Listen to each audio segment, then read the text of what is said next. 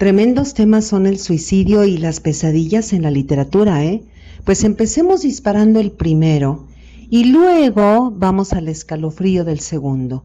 Y mire, no se trata aquí de un joven Werther que se suicida por amor. Fíjese, acerca de esta novela del joven Werther, me refiero a Las cuitas del joven Werther de Goethe, publicada más o menos un siglo antes de Crimen y Castigo.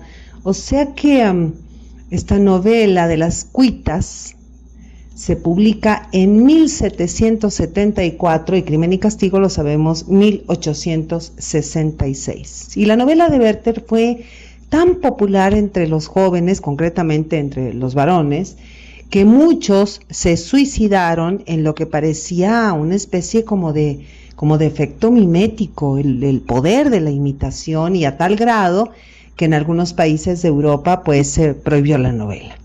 Y acerca de esto hay un estudio muy curioso, le cuento, mire, fíjese que a mediados del siglo pasado el sociólogo estadounidense David Phillips instauró el término efecto Werther al elaborar pues un estudio que según él demostraba que cuando los diarios publicaban así, ¿no?, en primera plana y con grandes letras, una noticia sobre el suicidio de una celebridad o de alguien conocido, pues los suicidios aumentaban. Este efecto también se denomina o le llaman copycat, que designa al fenómeno social que se produce pues cuando uno o muchos imitan la manera de actuar de un modelo, ¿no? Decíamos de una celebridad, de alguien muy conocido. Fíjese, ahorita recuerdo esa novela norteamericana extraordinaria titulada Las vírgenes suicidas, esta novela escrita por el autor estadounidense Jeffrey Eugenides y que fue llevada al cine por Sofía Coppola, una película buenísima, y bueno, la novela no se diga, y bueno, estamos hablando de que es una película adaptada de una muy buena novela que a su vez está basada en un artículo periodístico sobre un grupo de jóvenes en California que hicieron como un pacto suicida. Bueno, eso existe obviamente en la realidad, ¿no? Y bueno, dicho esto, comencemos por el principio, como dice Aristóteles en su Poética, y bueno, en Crimen y Castigo hay un suicidio. Y bueno, no es que haya solo un suicidio, es un tema recurrente en la novela porque Raskolnikov, lo sabemos, constantemente piensa en el suicidio. Incluso Porfirie, el criminalista, se lo menciona y casi a manera de reto. Le dice Porfirie a Raskolnikov, de ello le considero incapaz, o sea, se refiere al suicidio, por más que hay que preverlo todo. Caso de que se le ocurra durante estas 48 horas, que es la que el criminalista le ha dado para que se entregue, acabar con la existencia y atentar contra su vida, y todavía le dice, perdone usted esta suposición absurda, pues bien, deje una cartita lo bastante explícita, nada más que de 2 renglones, 2 simples rengloncitos, indicando dónde se encuentra aquella piedra.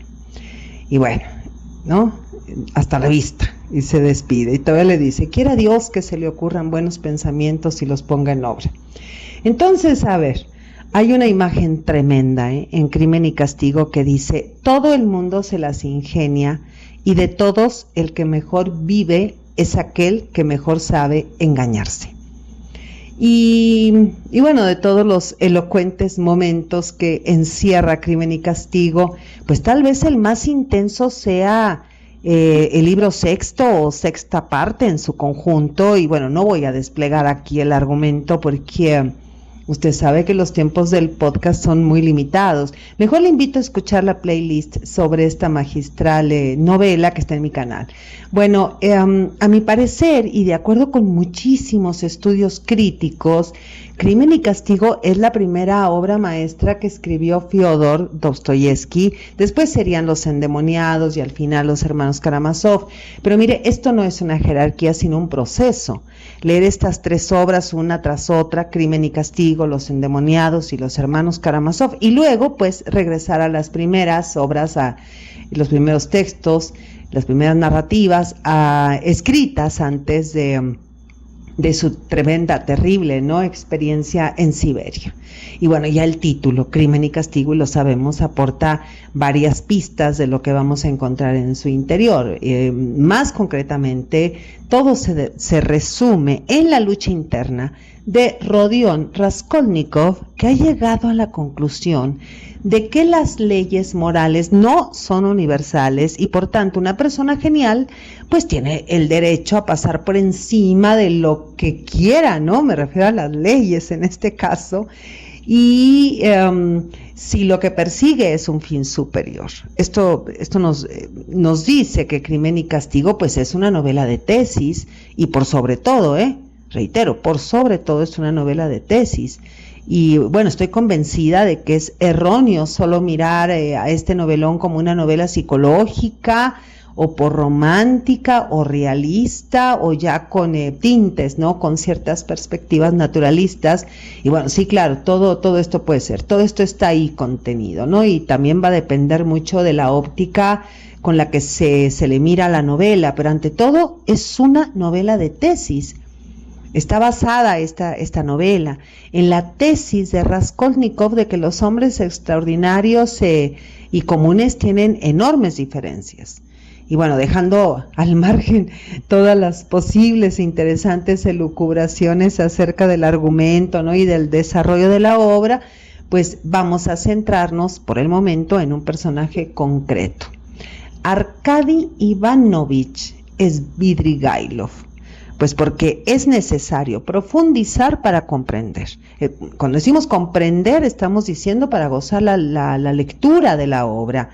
Hay que profundizar en última instancia en lo que podría ser una de las claves y tal vez la primordial de toda la novela. La única redención posible para quien ha atentado contra la moral, pues es reconocerlo, para aceptar el sufrimiento. De no ser así, de rehuir a esa certeza, pues ese sufrimiento, ese dolor, esa carga, será una agonía de por vida. Y Arkady Ivanovich Svidrigailov y Rodion Romanovich Raskolnikov, pues van a escoger caminos distintos, aunque mire, hay críticos que afirman que en los primeros borradores de la obra ambos toman el mismo camino, Usted ya escogerá cuál. Bueno, y es interesante porque Svidrigailov es el trasunto. Trasunto en literatura quiere decir que un personaje surge de la configuración de otro personaje. En este caso, Svidrigailov, ¿no?, surge de la configuración del protagonista Raskolnikov, porque ambos comparten la misma carga, esconden hechos tremendos, pecados inconfesables, aunque los dos, van sobrellevando esa carga de manera totalmente distinta. Svidrigailov es un ser mezquino, embaucó a una mujer mayor para casarse con ella y que lo sacase de la cárcel, se aprovecha de esta mujer, se casa por pura conveniencia económica y consiguiendo después que no solo entendiese esta mujer, sino que también aceptase, pese a sus constantes ataques de celo, pues aventuras extramatrimoniales. Y el mayor pecado de Svidrigailov, su perdición absoluta, es la lujuria. Por satisfacer sus pasiones carnales, pues es capaz de maquinar y de perpetrar, ¿no?, las mayores bajezas. Y sobre él cae la sospecha, pues más que fundada, de que asesinó a la mujer que lo salvó, a su desdichada Marfa, su esposa, quien lo sacó de la cárcel, quien lo hizo rico, E intuimos que lo hizo por amor, por el amor que sentía o que siente por Dunia, la hermana de Raskolnikov, pero eso no lo podemos asegurar. Hay muchas cosas que en Crimen y Castigo no podemos asegurar, porque es una novela que tiene muchísimas ambigüedades. Y bueno, además, otro de los excesos de Svidrigailov podrían haber desembocado también en la muerte de una muchacha del pueblo en el que vivía, y que aparentemente se suicida, y esto tiene que ver con los sueños, y en el suicidio de un siervo al que pues maltrataba, se dice de una manera sumamente exagerada, pero pues esto a él no parece afectarlo demasiado, aunque bueno, toda esta complejidad del personaje, lo sabemos, es tratada en la sexta parte de la novela. Todos sus mecanismos cerebrales, mentales, mire, están perfectamente diseccionados, como ya se ha dicho, en el sexto libro. Pero esta disección, pues, es también la del propio Raskolnikov, aunque de una forma inversa. A ver, veamos, la relación entre los dos criminales, ambos han cometido un crimen, eso lo sabemos, es magnética hasta cierto punto. Ambos en la novela son necesarios, así, encontrados uno frente a otro, porque en el fondo los dos encarnan la posibilidad de la justificación, de la llamada Gestalt alemana, que aquí en Dostoyevsky, bueno, y en otras obras también tiene muchísima influencia, ¿no? Cómo los personajes van justificando sus actos y bueno, muy profundamente, ¿no? Y aunque ellos mismos jamás lo reconocerían, pues le sucede algo así como si él ha hecho lo que ha hecho y vive resueltamente, pues entonces es realmente posible superar la ley moral y por lo tanto existe una salida a mi penosa situación. La cuestión queda resumida en esta sexta parte, por ejemplo, cuando el narrador explica el sentir de Raskolnikov. Dice, además que Sonia le inspiraba espanto, Sonia representaba la sentencia irrevocable, el fallo sin apelación, ir a verla era abdicar, escoger entre el camino de ella, es decir, reconocer el crimen y entregarse asumiendo el castigo, o el suyo. ¿No valía más por consiguiente probar fortuna con Svidrigailov? Y por eso Raskolnikov todo el tiempo lo está buscando, y mire, los encuentros entre los dos son fundamentales para el desarrollo de la idea que tenía Dostoyevsky en la cabeza, porque son los personajes que van a representar dos posibles salidas que se plantea a toda persona que ha terminado por mirar a su pecado a la cara. Pero antes de eso, la mentira y la autojustificación, mire que desempeñan un papel sumamente importante en Crimen y Castigo, aunque estos personajes no coincidan en las formas distintas que tienen tanto Svidrigailov como Raskolnikov, apartar del todo los dilemas de sus conciencias. Mire, tenemos que hablar, le dice en un momento dado, habiéndose pues encontrado en las escaleras, Svidrigailov a Raskolnikov. A Raskolnikov le dice, lástima que tenga tantos asuntos ajenos que atender y los míos. Ah, Rodion Romanovich, todo hombre necesita aire, aire, aire. Esa es una frase extraña, ¿no le parece? Que además se le queda muy clavada en la mente, en el cerebro a Raskolnikov. Son palabras que él también siente, porque desde que asesinó a la vieja usurera, pues se siente acorralado, lo sabemos, por la culpa, que no es capaz de racionalizar del todo, siente que necesita aire, y por eso se sorprende cuando poco después Porfiri, el criminalista, el juez criminalista, el que investiga el caso, pues aparece en su casa y le suelta en mitad de la conversación la misma frase condenada, aire, aire, aire. Todo hombre necesita aire, aire, aire. Ahí está la justificación, ahí está la Gestalt, ¿no? Alemana. Y bueno, esta escena tiene lugar en un momento altamente crítico, durante un diálogo impresionante en el que Porfiri le revela a Raskolnikov que él sabe perfectamente que él es el asesino y que ha decidido pues dejarle, ¿no?, unos días para que pueda entregarse por su cuenta, y antes de irse, Porfiri pues exclama una tremenda sentencia al aparentemente ya sentenciado. El dolor, Rodion Romanovich, es con efecto una gran cosa. Y bueno, ¿qué le digo? Pues para Raskolnikov el dolor, el sufrimiento va a ser la única vía posible de la redención, hacia la redención. O sea que lo único capaz de redimir un mal es asumir con dolor y sufrimiento las consecuencias del acto cometido. Mire, con el mismo dolor y sufrimiento que padeció la víctima. Ahora, mire, está más que claro que Dostoyevsky, recuerda que estamos hablando de una novela de tesis, está más que claro el dolor moral. Si no asume en su totalidad, entonces, si no asumimos ese dolor moral, pues lo asume la mentira y lo asume la justificación. Esa es la máxima de Dostoyevsky.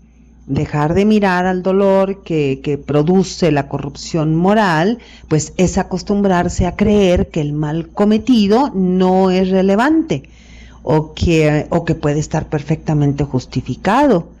Y esto me refiero a la naturalización del crimen y la justificación. Mire que es un potente analgésico, pues que puede llevar al hombre a la locura o a la depravación. Todo hombre necesita aire y así lo siente cuando ha decidido, ¿no?, vendar sus ojos ante la evidencia del crimen, del pecado. Mire que con el tiempo se acaba creyendo en sus propias mentiras y calmando así de manera completa el dolor provocado por los excesos. Bueno, esto es concretamente, ¿no?, el secreto de Svidrigailov: pecar para satisfacer sus deseos. Es hedonista hasta la médula, de bajos deseos, tan bajos que son tan humanos, tan tremendamente humanos.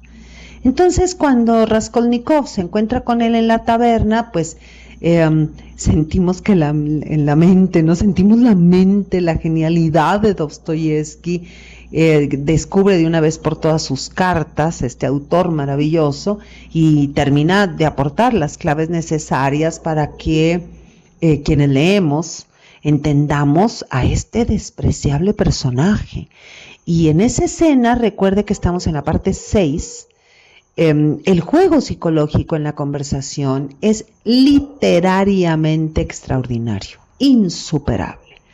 Svidrigailov quiere, por un lado, deshacerse de Raskolnikov cuanto antes, porque en poco tiempo se encontrará con Dunia en una cita secreta. Y mucho cuidado con Dunia, porque Dunia es una mujer muy inconsistente, dice una cosa y hace otra. Además, Svidrigailov, como buen pervertido sexual, pues ha preparado el encuentro muy concienzudamente. Ese encuentro está ideado para que pueda consumar de una vez por todas sus lascivas aspiraciones. Es como si dijéramos, bueno, como no tiene el amor de Dunia ni nunca lo va a tener, por lo menos que se conforme con el cuerpo, ¿no?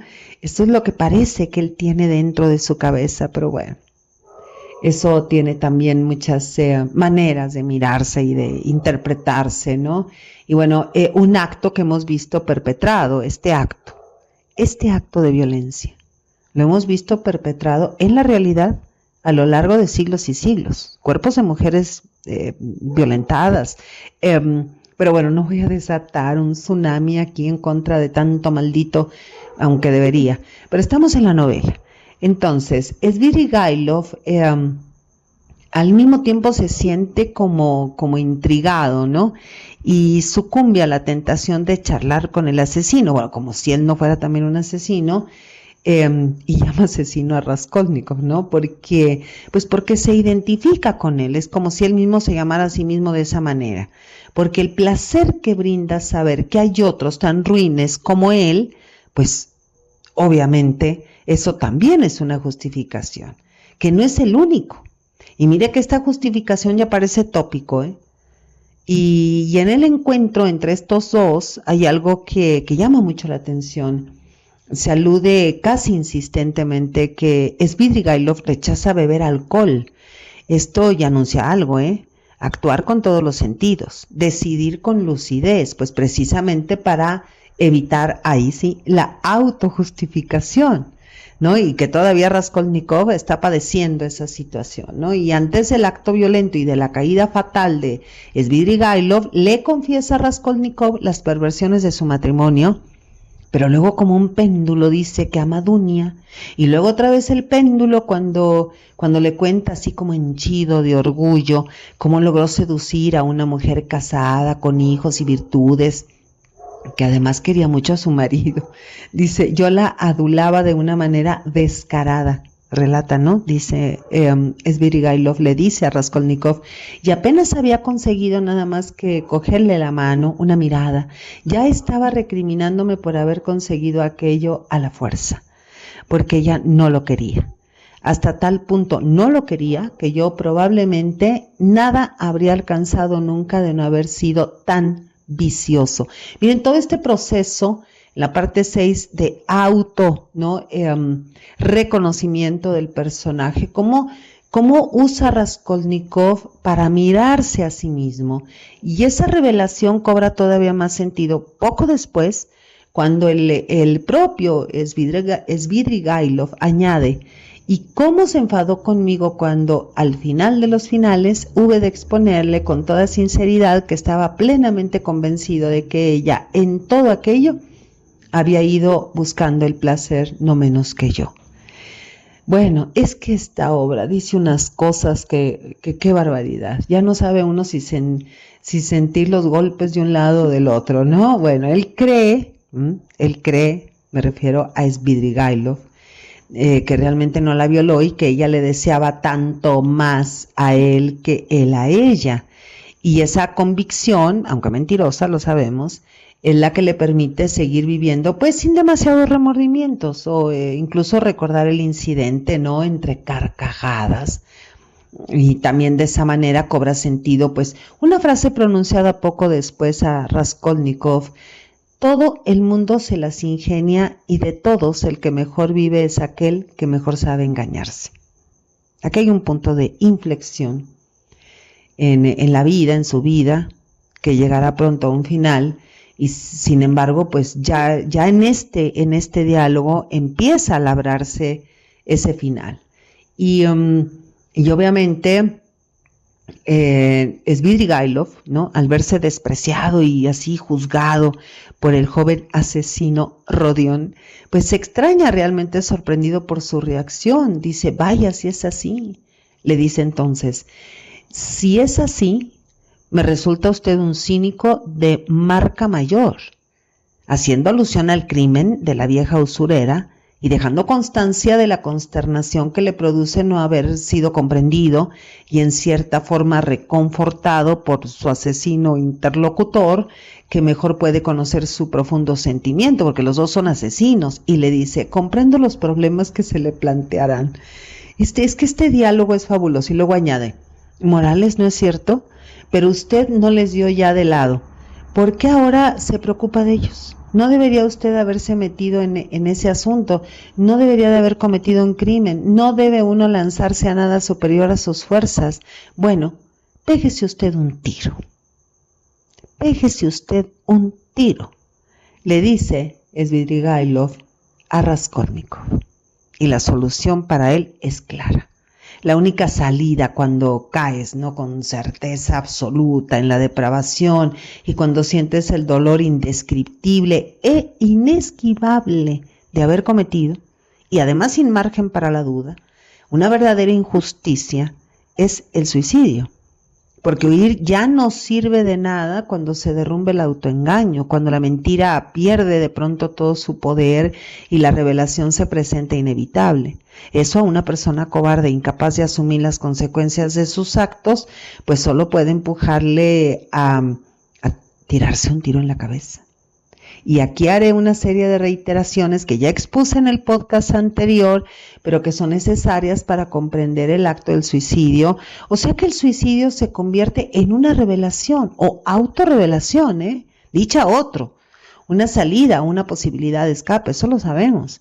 Ahora, tome en cuenta que Dunia no es Sonia, no es mística, no es devota, es una mujer muy práctica y con mucho sentido común, así que Dunia, pues obviamente, y lo sabemos desde el inicio, no será la salvadora de Svidrigailov, y claro que se puede convertir en su asesina, o se pudo haber convertido en su asesina, y no lo dudó, cuando intenta Svidrigailov, mancillarla, pues todo eso está comentado en el podcast anterior, porque una de las escenas más devastadoras de Crimen y Castigo, pues porque en el fondo Svidrigailov está convencido de que Dunia hasta cierto punto lo desea. Y esa es una fantasía de Svidrigailov, pero también una fantasía alentada por Dunia, por eso le digo que hay que tener mucho cuidado con Dunia. Es un personaje muy complejo. Le dice Svidrigailov: ay, Avdotia Romanovna, por lo visto se te ha olvidado ya cómo en el ardor de las catequesis te inclinabas hacia mí toda embebecida. En tus ojos lo veía yo. ¿Recuerdas aquella noche de luna en que hasta cantaba un ruiseñor? Mientes, responde ella, mientes, calumniador. Y bueno, él se acerca paso a paso, recibe un disparo y usted ya sabe lo que ocurre después. Ya todo carece de justificación. Svidrigailov ya no puede justificar ni sus actos ni su propia vida. Él mismo le ha recomendado a Raskolnikov pegarse un tiro, pero acuérdese que está frente al espejo. Y todavía le quedará tiempo para que le visiten sus demonios. Una niña, empapada y sola, a la que arropa y tumba en la cama de un hostal. Y ella de pronto cambia su expresión, esto lo vamos a analizar más adelante, y se le presenta de una manera, mire, repugnantemente lasciva. La imagen de su lujuria, de su depravación. Pero antes, y mire, como de nada le sirvió, pues se le ocurre que los actos buenos, ahí va otra tesis, fíjate, que los actos buenos pueden tapar al acto malo, que los actos buenos pueden borrar de tajo el mal. Esta es la tesis, ¿no? Que al final, ¿no? O casi cerca de su final, se le ocurre a Svidrigailov. Y eso que dice, ¿no? Que de donde hay mal, que venga el bien, pues no, aquí dentro de esta novela de tesis no funciona. Y poco antes, ¿no? De las pesadillas depravadas, ¿no? En un hotelucho de mala muerte, y mire que esto de mala muerte es totalmente literal, un lugar sórdido y miserable con olor a ratones. Svidrigailov da dinero a Sonia, le lleva dinero a Sonia y le da un dineral y le da todavía más dinero del que le dio a Sonia, pues a la muchachita de 15 o 16 años, recuerda, con la que supuestamente iba a casarse y que por boca del narrador aseguramos que la madre, que es una codiciosa espantosa, pues le va a quitar el dinero a la niña, ¿no? Pero nada de eso le salva de la visita de su conciencia. Se lleva el cañón del revólver a la sien y aprieta el gatillo. Y su desenlace será distinto al de Raskolnikov, ya hablaremos de eso. Él mismo lo sabía, y así se lo había hecho saber a la propia Sonia cuando le entregó el dinero, y le dice: Rodion Romanovich tiene ante sí dos caminos, o un balazo en la cabeza, o tomar el tole, o sea, el autobús, vamos a decir, autobús, no había autobuses, obviamente, el camino, el carromato, ¿no? Para Siberia.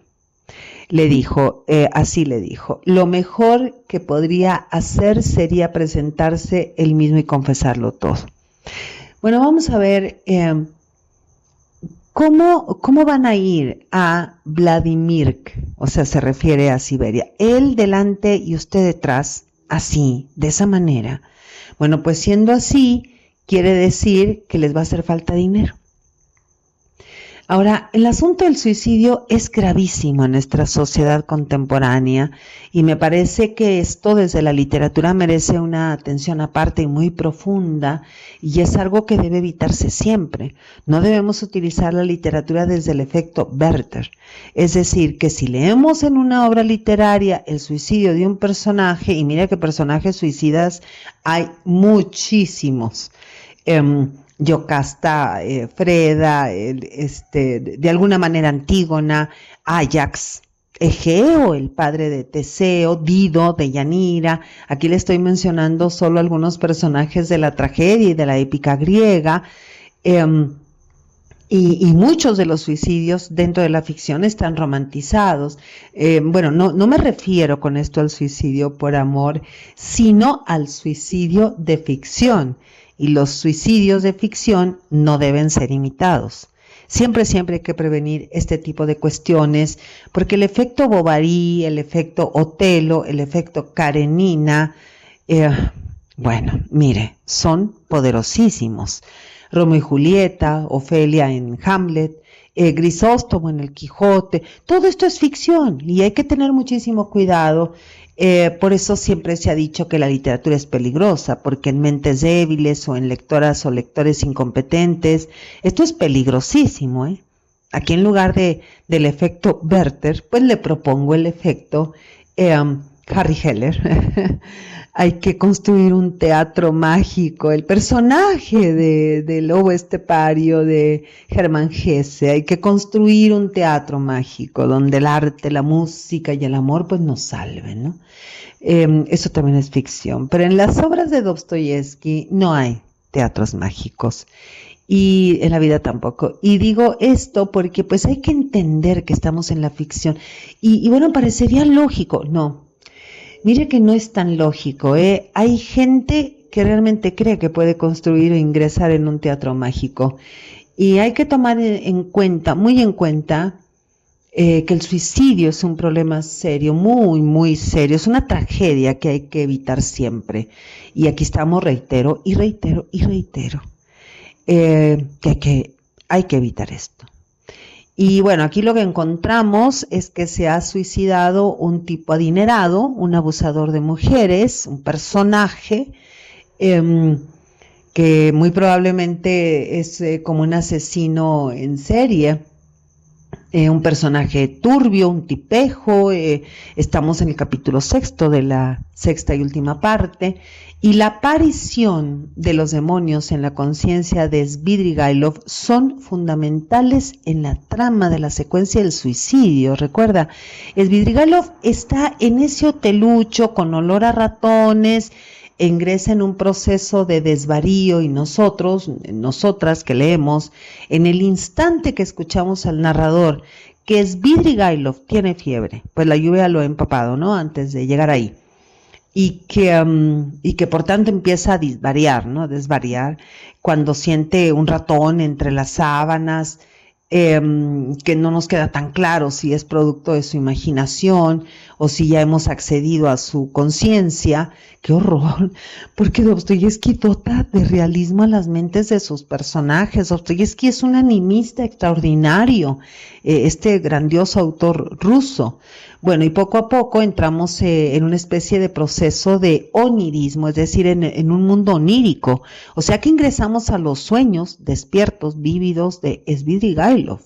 Primero se le aparece un féretro en una casa muy hermosa, descrita de un modo que apunta ya al modernismo. Y aparte, bueno, Svidrigailov no quería apartarse de esos detalles bellísimos de la casa que está soñando, las flores de un tallo muy largo en los jarrones, pero entró en un gran salón donde estaba una muchachita muerta. Dice, Svidrigailov conocía a aquella joven. Ni imágenes sagradas ni blandones había en torno al féretro y no se oía rumor de plegarias. Aquella joven se había suicidado ahogándose. Parecía tener no más de 14 años, pero tenía ya desarrollado el sentimiento y se había perdido a sí misma, ofendida por una afrenta que había henchido de espanto y de asombro su tierna infantil conciencia, colmado de inmerecidas sonrojos su alma de angelical pureza, y arrancándole un supremo grito de desolación que nadie había oído, pero que había resonado agudo en la oscura noche, en las tinieblas, en el frío, en el húmedo deshielo cuando el viento zumbaba. Svidrigailov se despertó. Esto es claramente una pesadilla. Que partió de un estado de ensueño cuando Svidrigailov siente ese horror, no, ese ratón encima de su cuerpo. De ser así, hay un ensueño previo a 2 pesadillas o posiblemente 3 pesadillas en el caso de que los ratones sean también una pesadilla, que bueno, sin dudar es una pesadilla, un ratón encima del cuerpo de alguien, ¿no? Entonces, bueno, al despertar, o supuestamente al despertar, no sabemos si despertó dentro del sueño, no que haya despertado a la realidad, pero esto no lo sabemos. Svidrigailov mira hacia afuera, está seguro que el amanecer pues es el mejor momento para llevar a cabo lo planeado. Entonces sale del cuarto y aquí vamos a leer una de las escenas más imponentes. Bueno, mire, ni siquiera sé qué calificativo, qué adjetivo clavarle a esta escena, escalofriante, magistral, la belleza del horror dostoyevskiano. Dice: anduvo un gran rato por todo el largo pasillo bajo de techo sin encontrar a nadie y ya se disponía a llamar con voz recia cuando de pronto entre un viejo armario y la puerta hubo de divisar un extraño objeto, algo que parecía vivo. Se agachó con la vela y vio con asombro que era un niño, una nena de unos 5 años a lo sumo, envuelta en un trajecito, todo calado como un paño de cocina, trémula y llorosa. Parecía no sentir susto alguno de Svidrigailov, todo esto es el narrador, pero le miraba con sus ojazos negros de profundo asombro y de cuando en cuando hipaba, o sea, tenía hipo, como los niños que han llorado mucho y aunque ya se hayan callado y hasta distraídose, todavía no se aquietaron del todo y de cuando en cuando hipan. ¡Qué bárbaro, Dostoyevsky! La carita de la niña estaba pálida y con aire cansado, estaba transida de frío, pero ¿cómo había ido a parar allí? ¿Quiere decir que se escondería aquí y no habrá dormido en toda la noche? Procedió, esto, fíjese, cómo ingresa, ¿no? La voz o el pensamiento, ¿no? La voz del pensamiento de Svidrigailov. ¿Cómo había ido a parar allí? Y entonces, sigue el narrador, procedió a interrogarla. La nena de pronto se animó y muy aprisa le dijo algo en su lengua infantil. Hablaba de mamasia, o sea, de su mamá, y de que la mamá le pegaría por culpa de que había roto como un tazón, ¿no? Lo había loto, dice la traducción, y la niña hablaba sin detenerse, mal o bien podía adivinarse de toda aquella cháchara, dice la traducción, pues que era una niña a la que no querían en su casa, a la que la madre, quizá alguna cocinera eternamente borracha, dice la obra, y probablemente de aquel mismo hotel, quizá le pegaba y la niña tenía mucho miedo. Todas estas son elucubraciones que está haciendo Svidrigailov en su mente y que están aquí narradas, obviamente no, por el narrador, y que esta niña había roto un tazón y que había entrado en pánico, que se había escapado de los golpes de la madre, ¿no? Aquella tarde. Y dice, largo rato de fijo, habría estado escondida en algún sitio en el patio aguantando la lluvia. Fíjense, toda la sordidez, ¿no? Y la angustia, ¿no? En la que el narrador nos va metiendo aquí, ¿no? Y sigue, ¿no? Todas estas elucubraciones y la niña llorando y toda esta situación, temblando de frío en la oscuridad, etcétera, ¿no? Y entonces Svidrigailov dice, la cogió él de la mano, la entró en su habitación, la sentó en la cama y procedió a desnudarla. Y aquí ya, mire, empezamos todos y todas que leemos, empezamos a temblar, porque vamos a entrar en una visión siniestra, muy ominosa. Los rotos zapatos de la niña en sus pies sin medias estaban tan mojados cual si se hubiese pasado la noche entera acostada en un charco. Después de desnudarla, la acostó en el lecho y la cubrió y tapó de pies a cabeza con la manta. O sea que la niñita está totalmente desnuda bajo la manta. Esta imagen es terrible, es de un naturalismo bárbaro. Dice, luego de hecho todo, volvió a pensar malhumorado. Todavía se me ocurre cargar con compromisos. Decidió de pronto con una sensación de contrariedad e iracundia. ¡Qué absurdo!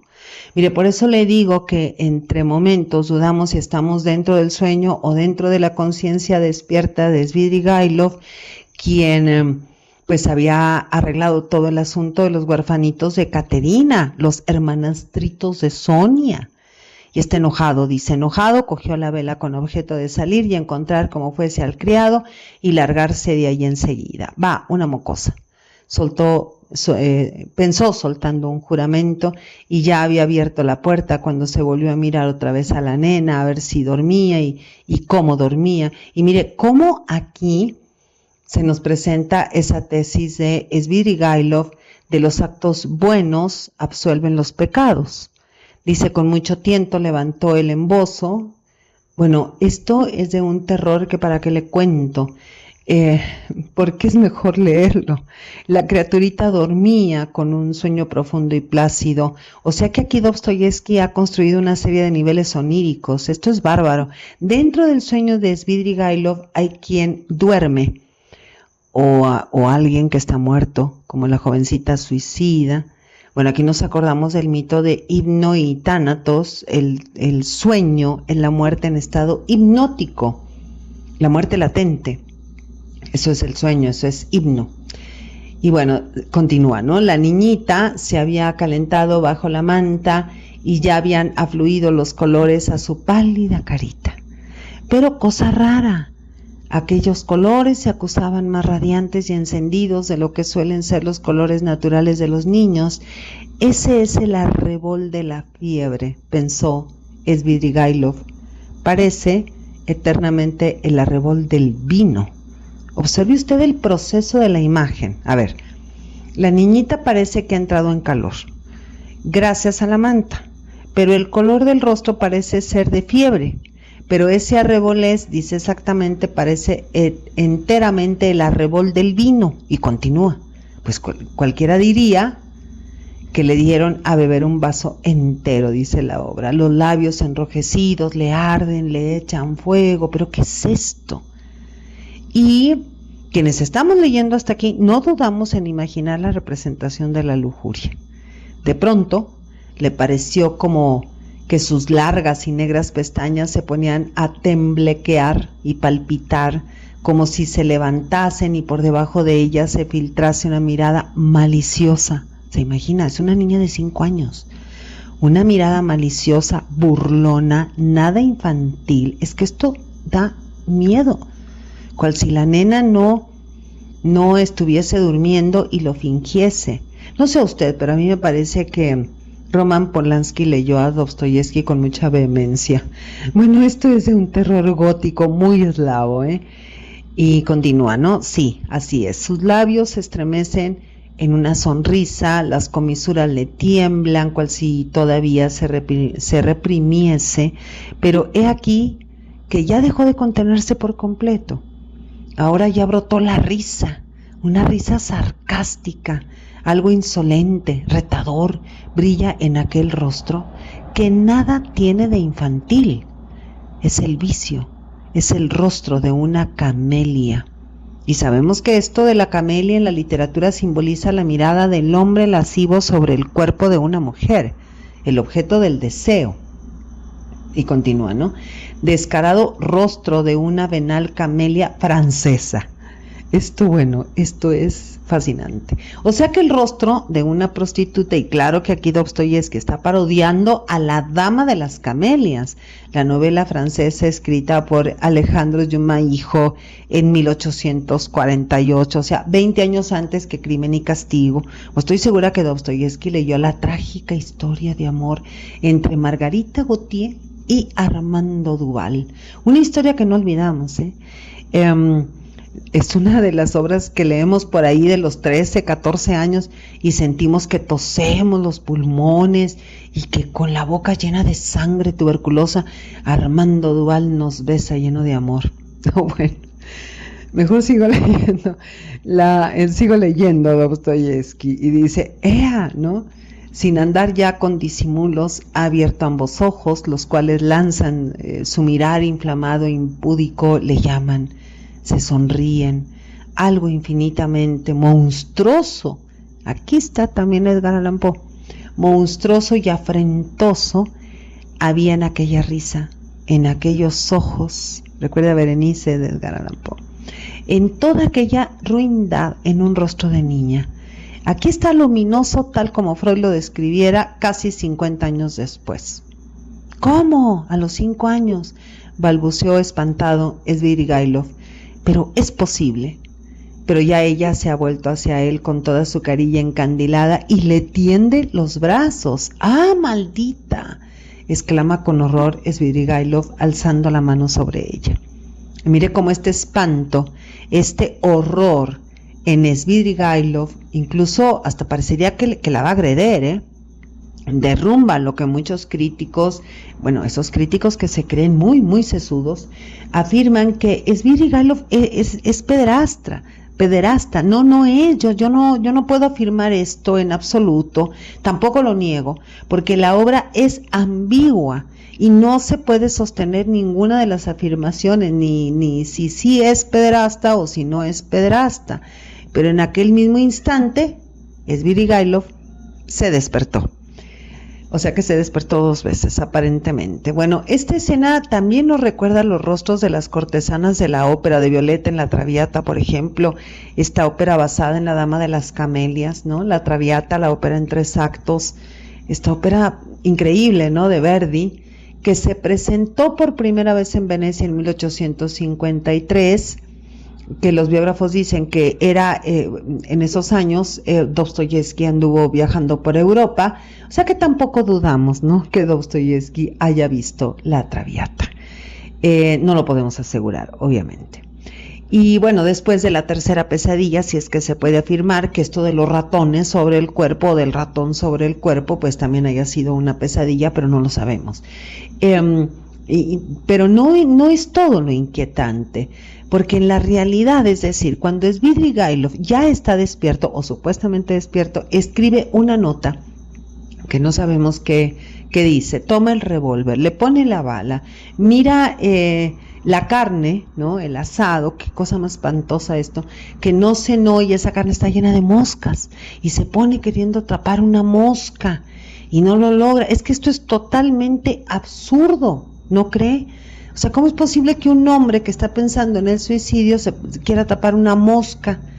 Bueno, pues es que esto es Dostoyevsky. Y bueno, después de todo esto sale a la calle y entramos en lo que parecería otra pesadilla, pero esa es la pesadilla de la realidad.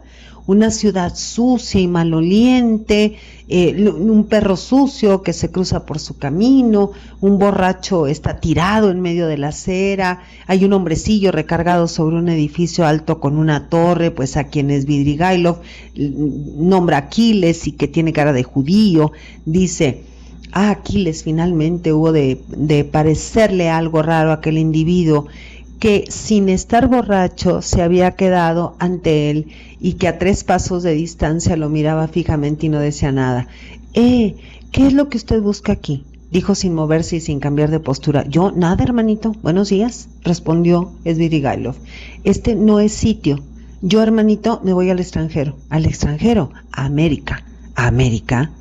Svidrigailov sacó el revólver y montó el gatillo. Aquiles frunció el ceño.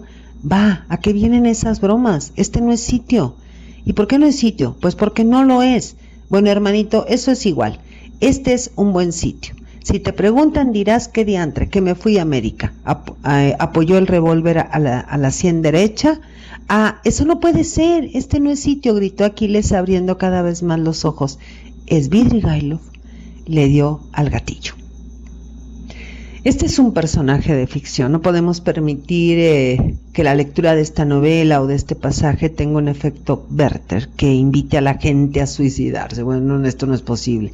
Esta es una obra literaria porque lo comento porque en su momento se dice que sí, que los primeros lectores de Dostoyevsky, pues no que haya existido un efecto tan fuertísimo, tan fuerte, ¿no?, tan fortísimo como el de las cuitas del joven Werther, pero que muchos de los lectores quedaron en un estado de estupefacción.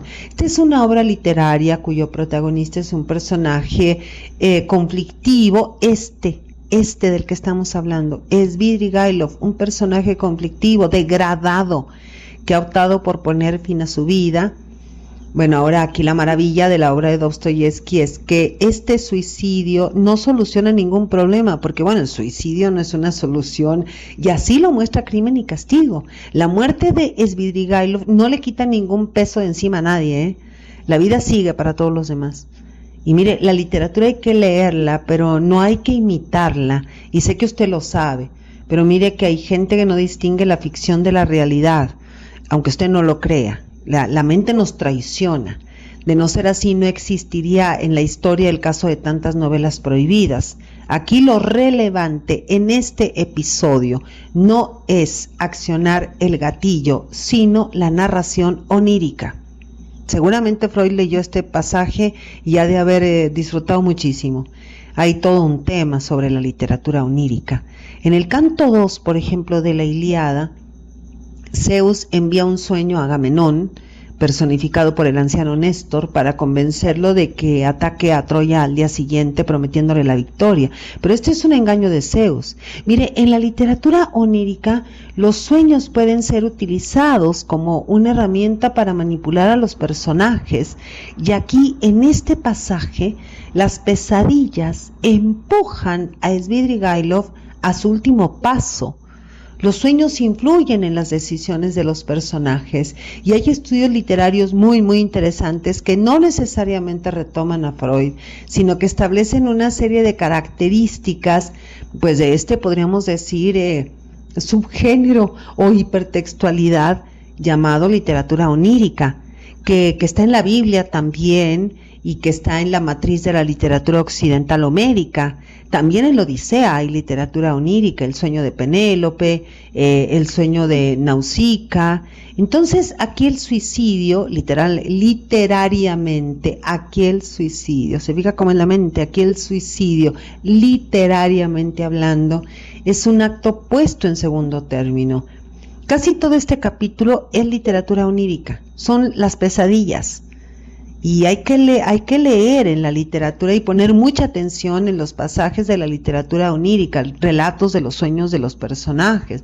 Por ejemplo, en la obra más importante escrita en español, el sueño, tanto literal como metafórico, juega un papel crucial en la caracterización de Don Quijote y su mundo.